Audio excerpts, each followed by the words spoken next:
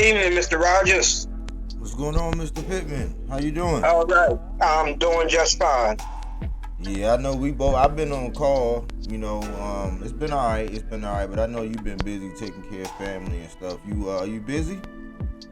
No, I'm good. Matter of fact, I was just with my aunt. She called me and I helped out, and now I'm back in the house. So hopefully, I'm in for the evening. Okay. Well, I got something. I'm gonna ask you. It's a storyline we've been following. But anything been on? What's been going on in your boxing mind? Oh, not a whole lot. Just anticipating these two major bouts coming up. The Spence Crawford and the Inoue Fulton. So I haven't really got any new information that would really be intriguing or something a need to know basis right now. So I'm just sitting here just anticipating. That's all. Yeah. I know T.O. and Josh Taylor, they're fighting this weekend, and that's gonna come into play. But let me just get down to it. Okay, so if we go back down memory lane, we were talking about Devin and Lomachenko, and we were talking about the big fights. And we were saying, man, we really want to get the big fight. So we all know that the biggest fight that can be made right now is Devin Haney and Tank Davis. We know that that's the biggest fight that can be made right now. Why? Because it was advertised that they were done. They was free.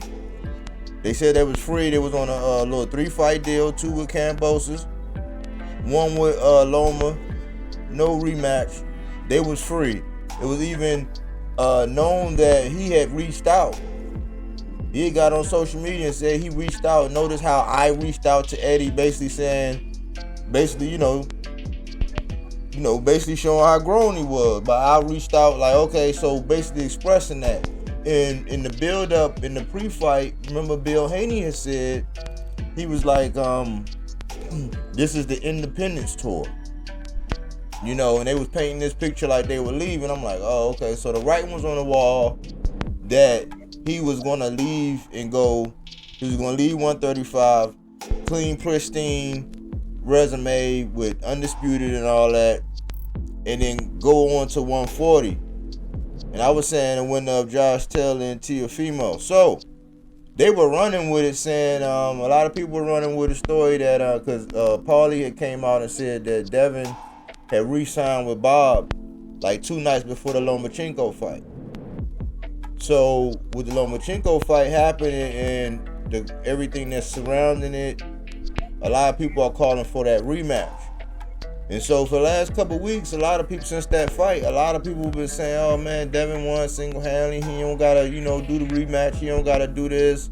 And remember, Bill has said that Shakur, when he went to Top Rank about Shakur, and he was told no. So they've been running with that, like, oh man, look, man, y'all, you saying Shakur won next, and ain't nobody ringing my phone, ain't nobody calling my phone, why ain't nobody calling me, this, I'm like, well, you the A side, why you not making nothing happen? But then again, there's no attachment with Bob, and now you had some kind of affiliation because you already had a history with Hearn. So we was kind of confused, like, okay, are you going the independent route? Well, Bob came out and basically says that he offers Devin Haney 3 more fights, 3 options. He could either fight Shakur Stevenson, he could fight a rematch with Lomachenko, or he could fight the winner of T.O. and Josh Taylor. Now, what do you think about that before I tell you what I see happening? Well, it goes back to what Haney and his father said. Okay, they made the statement that they weren't making 135. see evidence that they are, or they come out with a statement that's contrary to what they said, I'm gonna have to take them for face value right now, because I can't call them a lie until they actually have exited 135 to 140. So I'm gonna just try to keep them honest at their word. If they say they're gonna remain at 135 for right now, I'm gonna have to just stick with that. Okay. Okay, that's a good, honest, fair assessment. That's a good, honest, fair assessment. And this is why I come to you, because, in my opinion, all of those are lovely options. But as a person that's been following this storyline and all of the clout chasing, all of the I want Tank, I beat him in sparring, you free. Tank had to go, you know what I'm saying? He's away right now, so it was just a 90-day thing. You just fought, he just fought. My thing is, what's the rush? We didn't hear anything about the weight. Matter of fact, he said he did fine. They ate all the way to the scales. That's what they said on that episode. So the weight was no issue. But all these years, not this past November, it was the November before that was when I was calling for him and Tank. So I had to endure all of that. Oh man, Tank ducking, Tank doing this. Well, you're free with an option to re-sign. That's why I said Devin Haney is Bob's new Bud. Because you know what? Bud also did? He re-signed before he broke away. All of those things don't equate to you fighting Tank, which is the biggest fight that can be made. We put up with that now. If you do the honorable thing and you fight Shakur, brilliant move. That would be the best move out of those options. But in regard to Tank, we gonna have to call it what it is. If he fights Shakur, the reason why I say it would be good for Shakur is because I think however they did them rankings, they leapfrog Shakur with Loma, but I guess they kind of making up for it by Bob offering Shakur. If he fights Shakur, then the winner of that against Tank will be big enough to where it all makes sense. That's the only option out of those. But remember, Bill and them said that they were going to stay at 135 for the rest of this year. There would be no other champion at 135 for the rest of this year. That's why I'm saying, what's the rush? What's the rush? We're just in June. Things need to be planned out. You know this man got to sit down. You know around the time when he can fight, that'll give you time to recuperate, make a decision, see the landscape, judge the fight with telling and all that. That will give you options. I think he's going to 140. I've been calling it and calling it because I don't think he's going to jeopardize it. But the only other honorable decision I would say would be for him to fight Shakur, so the winner of that fight, fighting Tank, would be the biggest fight that could be made. Unless he goes straight at Tank right now when he's free. But my thing is this. If he goes on and he takes any one of them options, then nobody was really lying about what they said about him still, because two parties can come to an agreement. And if you follow the whole landscape of Top Rank and everything, Teofimo knew the plan back when he made his moves. Now, that's why he upset now, because he already know the back scene and the moves now. And that's why he had that outlash that he had against when he made that controversial statement. When he made that, because they know the plans. If you still affiliated with them, it's really not your choice. It's really not your options. So I'm trying to put closure to the whole, the Tank is ducking. You know, you want to fight the best, because it sounds like he don't even want to rematch Loma. All three of those are valuable options, but none of them spell the biggest fight, which is him against Tank. Because how much longer we gonna have to go around with it? Because we'll go to the weight line where the weight and the weight and the weight. That's just how I see it. I mean, you the voice of reason. You saying until you see some things happen. I said until some more news come out, because that's Bob in them in. Because Bill and Devin, they done both said a couple different things leading up to this. So we heard what Bob offering. We gotta wait to what their rebuttal is and what they decide to do before we can really say what it really is. You know what I'm saying? Before they commit to a decision. But man, that decision it's gonna be a tell all, man. Really, I'm gonna tell you, before Devin leaves 135, there are a couple bouts at 135 that I would like to see him put his mark on before he vacates that division. I mean, right now we at the threshold of some real talent at 135. So if Devin moves up, I would imagine it's because 135 is possibly a weight problem for him. But there's no lack of talent at 135. You know, there's no reason for him to say, well, I'm moving from this division because I'm undisputed and there's nobody that can challenge me for none of my titles at this weight. So therefore, I'm moving up for better competition. I don't see him using that philosophy to move up. Moving up would only satisfy me if he indicates that there's too big of a problem making 135. That would make more sense, because the talent at 135, it is definitely there. So he wouldn't have to go to 140 just to find smoke. There's a lot of smokers right there in 135. Hey, look, but okay, since we sparring, what about what was revealed on H Money, the mob, on the mob channel? He basically said it came out that Bill said he had said that if the block had ever got too hot, he was going to move up. That's why when you keep hearing them say something about Shakur, he keeps saying, I think he's saying that 147 ultimately.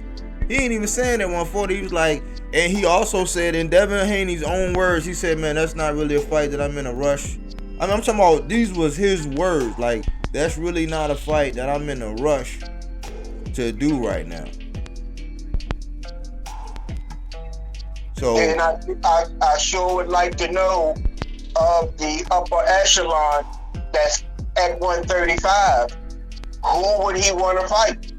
Because the talent is there. Is a rematch in order? I mean, we went over how we scored that fight, but is a rematch in order? You know,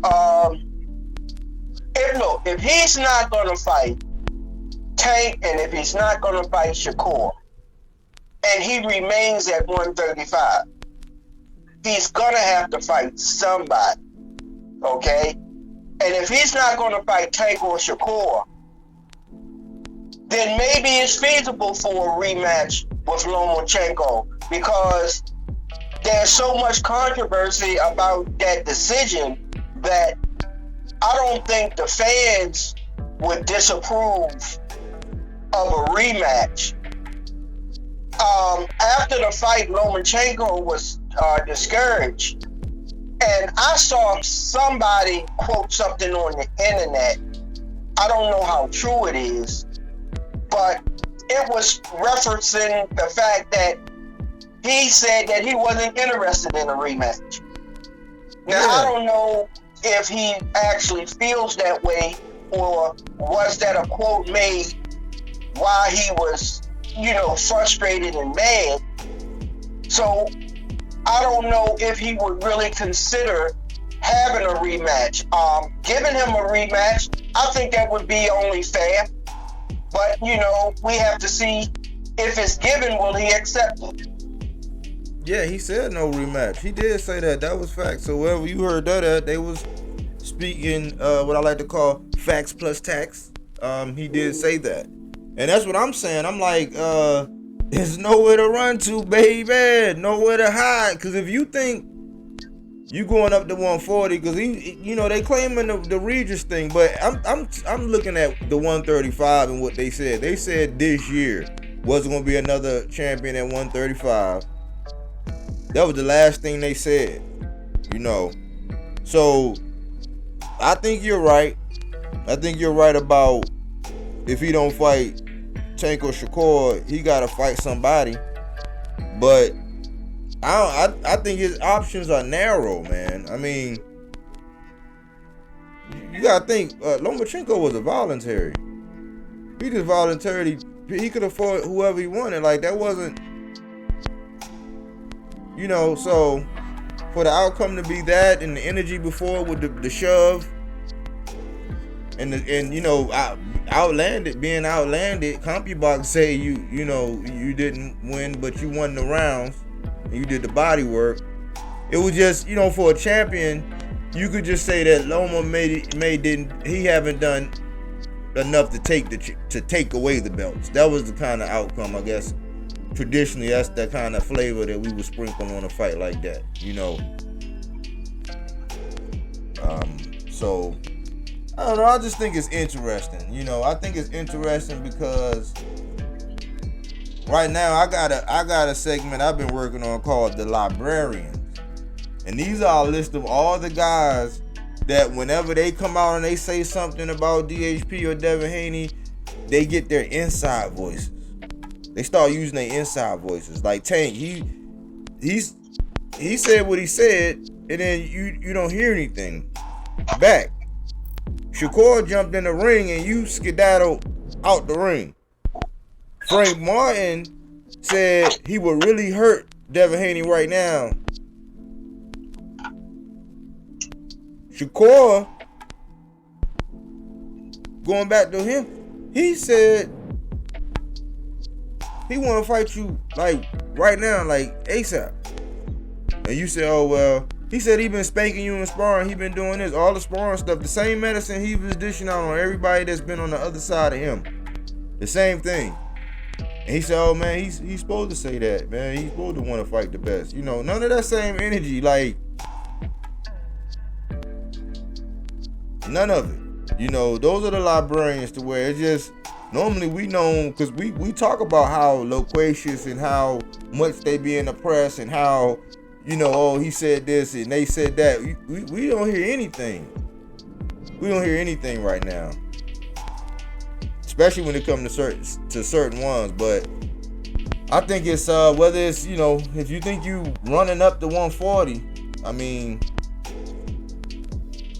I don't know. It's smoke. I think it's smoke on both sides, and we going into an era where everybody's like, we really starting to get the fights we want. Where actually people are coming together, and we're really starting to see undefeated against undefeated. Like we're starting to see it at the high level right now. So at any given time, it's about to be the Badlands, into the Badlands, man. With any given match in some of these, because styles make fights. And people are starting to say, oh yeah, you can make that much bread when the best fight the best. We starting to see it. So I think competition wise, we gotta sit back and watch and see what he's gonna do going forward. But it's definitely smoke on both sides. It's a big sandwich. Yeah, that old phrase, you jumping out of the frying pan into the fire. That's what you're doing when you leaving 35 and going to 140. But it's not going to get easier. It's going to get hard. Especially when you're not going to have a big punch to stop a person in their tracks. I mean, can you think back to how that let's think back. Let's kind of think back to where having that kind of success. I mean, we only talk about 5 pounds, but at the same time, it is some killers up there. But if we look back to, because there have been boxers who haven't been known to be knockout artists who have beat knockout artists. But I don't know about moving up under these circumstances, especially from 35 to 40. Anybody come to mind that had, that was really able to establish supremacy? Well, I go back to a fighter that, was from the past. And he had a pretty good knockout record, but he was not a one-punch knockout artist. When he stopped you, it was because of an accumulation of punches. And that was, I will say, Wilfred Benitez. Benitez was the type of fighter that it was hard for you to stop him, even though he may not stop you. But his ability to slip, slide, throw punches, get out the way, he was tremendous when it came to that. And he was one of the more skillful counter punches that I have ever seen in the ring. But Benitez was a very physically strong fighter. Okay? You couldn't just press your will on him. He was strong, he could stand there, he could throw punches with you. He may not knock you straight out, but he would hang right there. He had the type of chin. Devin does not have that type of chin in my impression, because he will not just stand there and mix it up. But I talk about Wilfred Benitez a lot. And the reason why is he was such a remarkable fighter, and I was able to watch him throughout his career. Mm-hmm. And not only that, I was a young man too, watching him, and I was so impressed because he is the youngest champion ever to win a title. He won his first title at 17 years old. So you're talking about a young man that more than likely began his professional career maybe around 15 years old, 14 or 15 years old. And at that particular time, he's fighting grown men. So therefore, his physical strength, he had, where he could take the punches, he could dish out the punches, and stand on his feet against adult opponents. And he was a teenager. And at 17 years old, he was crowned champion. I don't think we will ever see a fighter of that magnitude that was able to accomplish what he accomplished. Wow.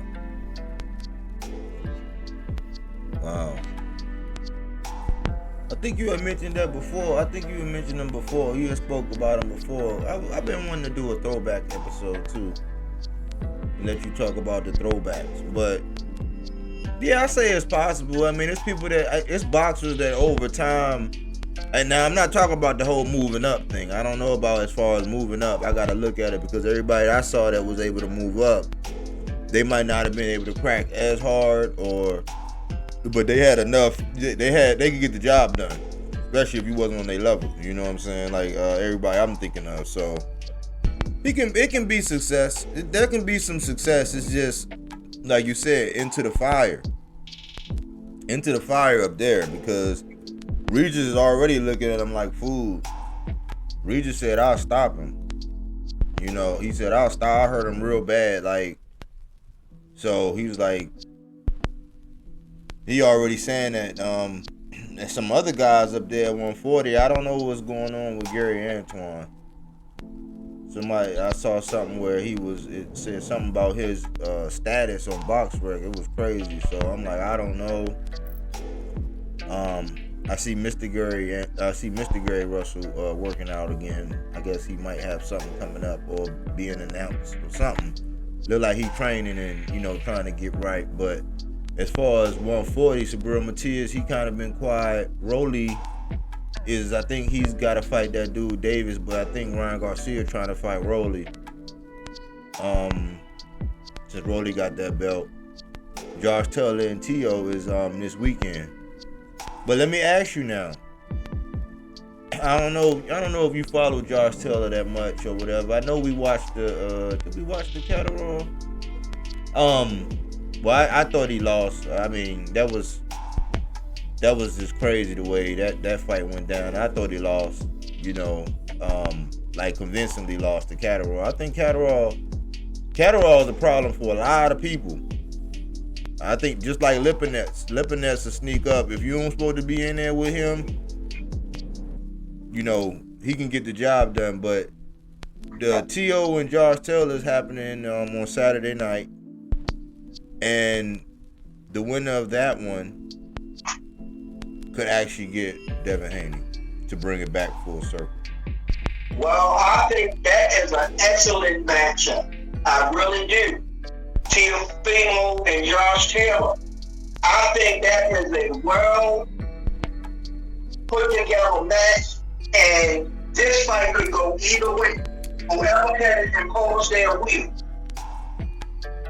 If Teofimo can keep the pressure up and not take too many unnecessary punches, he stands a good chance.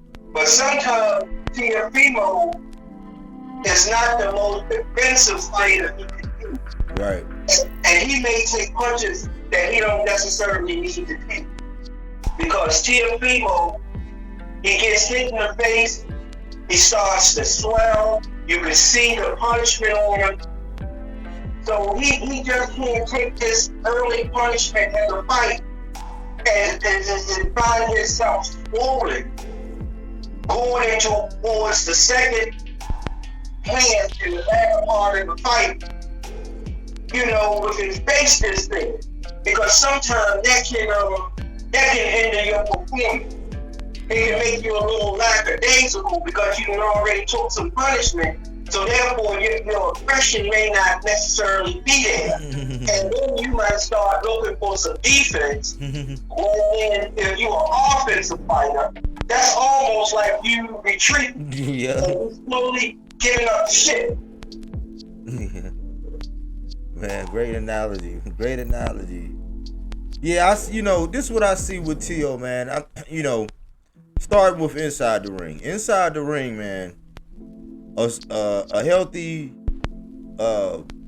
mindset type T.O., when he got his faculties in order, is very dangerous. Two things recently that's kind of, if I don't listen to what he's saying on social media and I listen to these two things about what he just did, I'm like, man, this might be real dangerous for Josh Taylor. One, he implemented his old coach, the one that specialized in footwork, getting in, getting out, escaping.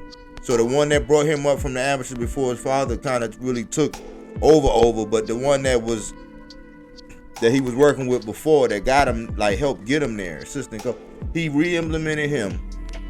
And also, I seen an interview with his father on Mill City Boxing, and his father said, he finally admitted, he said, look, man, going into those fights that was going on when T.O. got married and all that, he said, man, I wasn't the same trainer that I needed to be. There was things that I needed to do in the corner that I wasn't doing, you know. And when I got to look at him, I saw my son thinking too much and trying to, when, you know, things wasn't as fluent as they needed to be. He said, oh man, I'm failing. He's like, I had to look back at myself and had to, you know, evaluate my coaching and what I'm doing and how I could have. And that was the first time, because they're not known to be out there in the media as the most positive, especially with the recent statements they made, you know what I'm saying, which I don't even really want to touch, really. But I finally saw transparency. I finally saw humility in his father and admitting that he was, you know, he could have did some things training wise. So I'm like, if I don't listen to the little cries for attention they doing, thinking that they promoting the fight, like the rah, but I look at those things, man, I think that this could be dangerous for Josh Taylor. Because also what I see in T.O. is he's one of them guys that when the chips are high, that's when he really put on. Like when the chips are high, I don't know if he got up. I'm not making no excuses. But looking at him in his fights and how he get, like when the big bright lights came on and it was Comey, he spiked him. You know, when the big bright lights came out with Loma, he made Loma put his hands in his pockets and won that, you know what I'm saying, that fight convincingly.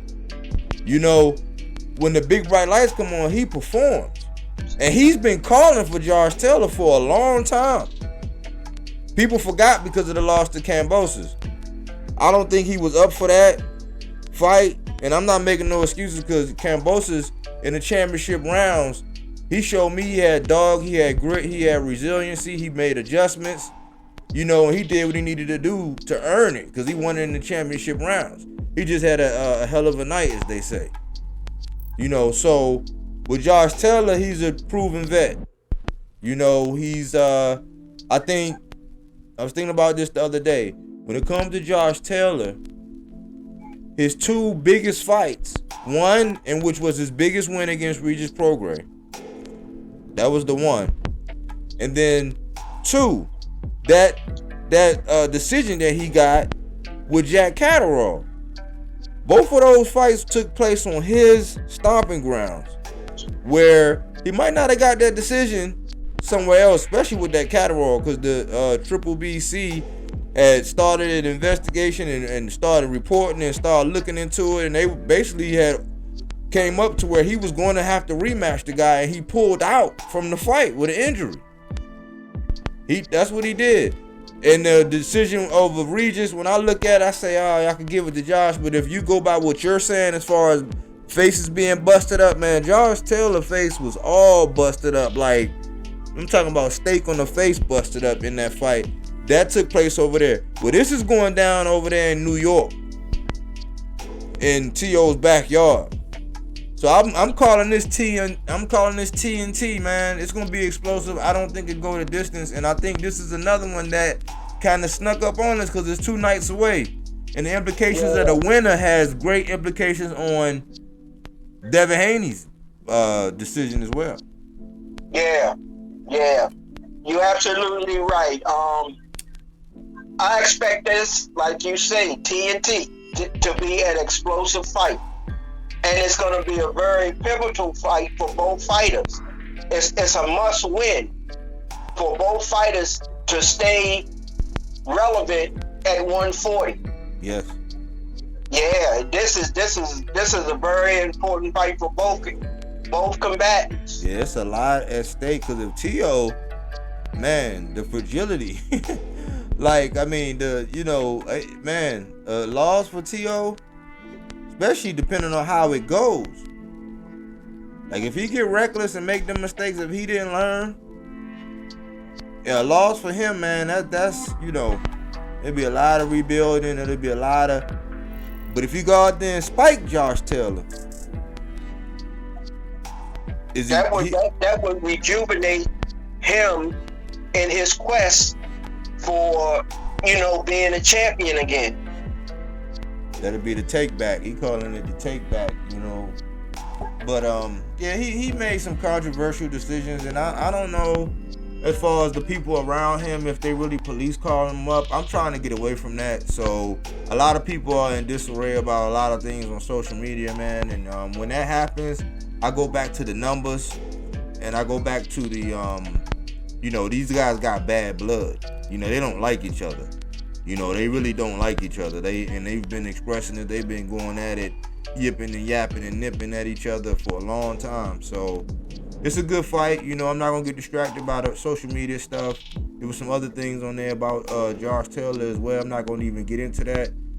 Just stay focused on inside the ring, and I know you're gonna want to watch that one, right? Oh yeah, definitely. Yeah. Definitely, yeah. So we'll link up and coordinate something for it and do what we do. But yeah, I just wanted to run that whole Devin Haney thing, and just like the voice of reason that you are, you basically said, hey, we gotta wait and see. Yeah, I don't want to put the cart before the horse. Exactly. And make my prediction that he's moving up, because if he does move up, that would only be a prediction. You know, it's nothing of any fact that I have that he's actually gonna do it. So, you know, I gotta give them the benefit of the doubt right now, and I'm gonna take them for their face value, their word value, and let's see who's gonna be the next bout at 135. If in fact they vacate and move up to 140, then I'm gonna be disappointed, because I felt that, you know, you all made a committed statement of what your intentions were, and if you don't live up to it, then, you know, I feel bad, because I believe you in what you're seeing, and I gave you the benefit of the doubt. But if you move up, then everything you said was just smoke and mirrors. Yeah, that sums it up. And I think you said it perfect. You know, I was just, you the voice of you be the voice of reason. You talked me down off of certain ledges. So you know, we just gotta wait and see. You know, and not get distracted, because man, there's some good fights on this undercard too. So I think this weekend you don't like hearing about AB like that, but you know, him and Don King doing their thing tomorrow night, but Saturday night is the big one. But you know, that's what's going on in the boxing world. I just wanted to you know, chop it up with you, and I got some Know Your Anyway talk for you too. I got that coming up. I got something already, but I'm gonna catch you again, and we'll chop it up. You gonna save that for another episode? Yeah. Okay, ain't nothing wrong with that, because we got to keep our content full. Yeah. Because I want to send you some things to think about before we talk about this one. Because we done went so in depth. So I'm gonna shoot something to you, a video and a thought. You know, say I got something for it. Okay, sounds good. All right. Well, enjoy your evening. Good talking to you. Good talking that boxing with you. Yes, sir. And keep the body work on. Absolutely. All right. Peace. Yep, that was my old head K. You know, very level-headed. You know, but he's a great chess player. You know what I'm saying? Great. You know, got me brushing up on my skills right now. You know, but he always keeps it. Tries to keep it even kill. And you know, he likes to wait for all the facts to come out, and that's how I am. Because as passionate as I am about wanting that tank Devin, and when the implications of that not happening next, as passionate as I am about that, until I hear from Devin Haney and company of the next move, all it is emotion. You know what I'm saying? Just wanting, you know, because I'm not going to be shameful when I say this, man. The boxing guys are being great right now. If you look around at the Stanionis, Ortiz, Boots, and Romain Villa popped off. We already got the Ryan Tank. We already got the Plant Benavidez. We got the Anyway Fulton, the Spence Crawford. Man, we got so many fights. You know, so many fights.